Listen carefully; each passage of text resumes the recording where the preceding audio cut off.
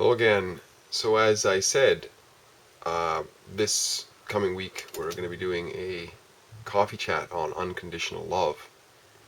And I've posted a few videos about this, and one fairly recently, I think, to let people know.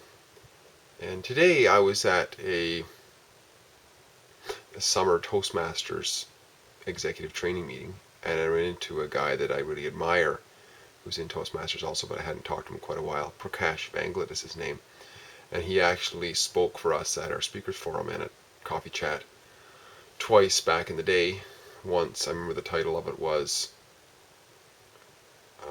Mindfulness or Heedfulness and the Buddha's Dharma. He's very much a student of the Buddha's teaching.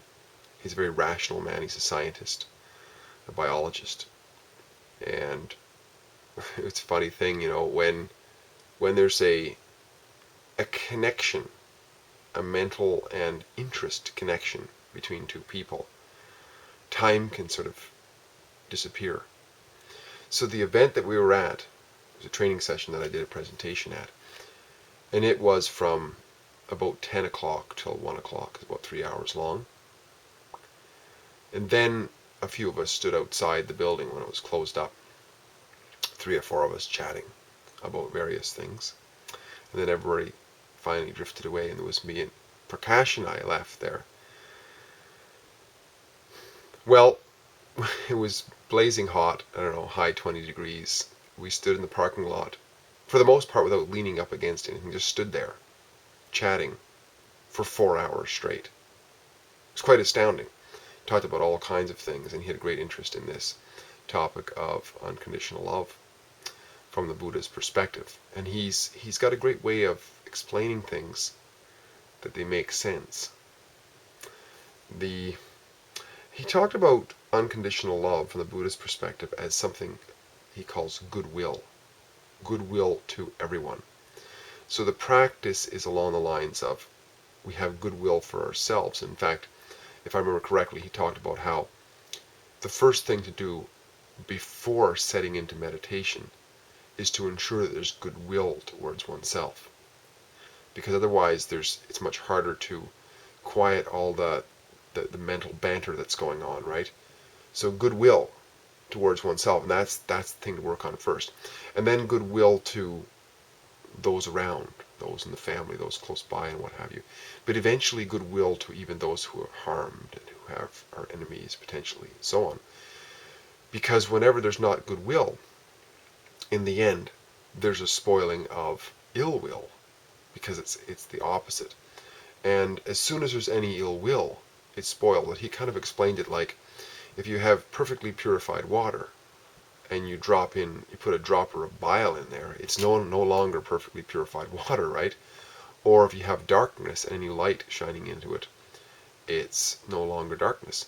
So this goodwill must be very pure eventually. And it is like an unconditional love, because he said the results are very intriguing from what he's studied and experienced. For example, if one practices goodwill as much as possible, when we happen upon somebody who's in a rough situation, is ill or whatever, sick, we can have compassion for them. Compassion because we feel some kind of a connection. If we don't have goodwill for them, we might feel disdain for them because of it, especially if it's something, say, like an alcoholic or somebody we perceive that they've created their own situation. We have the saying, you made your bed, you can lie in it, kind of thing. Well, if somebody with goodwill doesn't have that, it's almost like a neutrality, but a compassion for that individual. On the flip side, there could be disdain, right? That'd be the verses. So that would be, if we're here and we see somebody down here, if there's such a thing, just in terms of a diagram.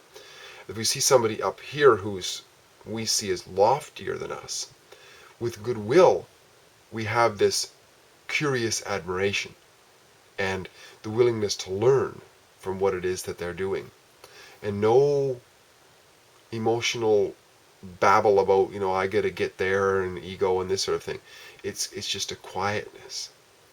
Now with ill will going on, then there can be jealousy on the flip side, right? So I thought that was one takeaway that I had from the conversation, and I thought it was wonderful.